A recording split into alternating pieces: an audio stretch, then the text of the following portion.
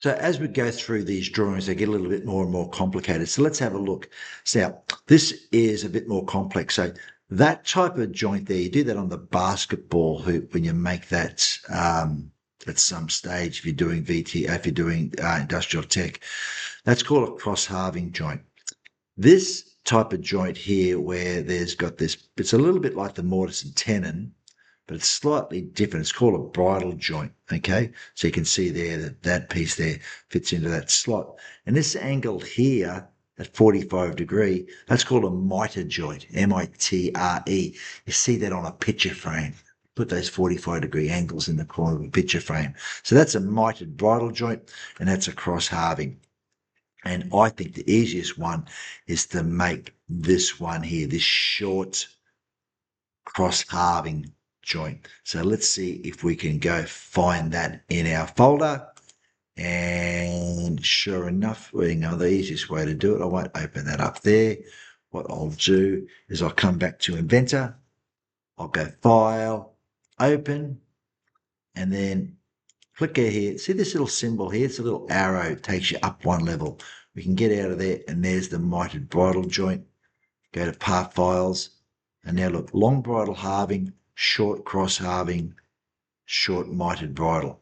So remember, we said we were going to make this one here for us first. That's that short halving joint. So I'd imagine there it is there, short cross halving. Start 2D sketch. And we always start out with a rectangle that goes 40 by 20. So 40 tab 20. And now finish sketch.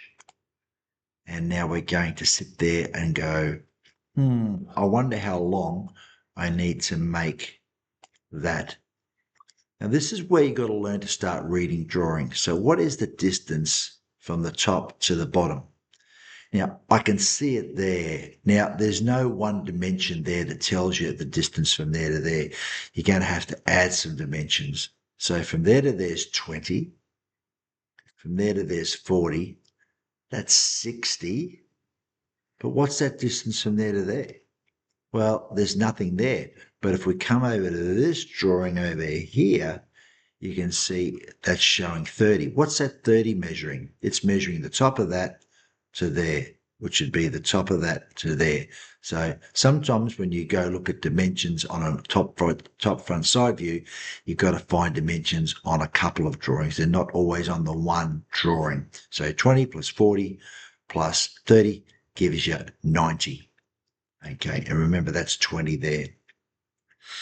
And that cut looks like it's 10 mil deep. It's halfway. Okay, so I reckon I should be able to go extrude that to 90. Okay, right click, new sketch. I'm going to draw myself a rectangle. Come down there, bring that all the way down. That should say 40, and I'll make this 40 as well. Go enter. I want that distance from there to there, between these two lines, to be 20. Finish sketch, extrude, cut, 10 mil. What color do they want it to be? Has to be that dark color, so we'll change that to white oak and go save. All right, and there it is there. Now, the next part we're going to make is this one here. And it's got the same sort of shape cut out. It's a little bit more complicated over here. Going to get you to do something that's going to save you a lot of time. Okay. Now, I know you've got this one saved as, and it says up there, say short cross halving.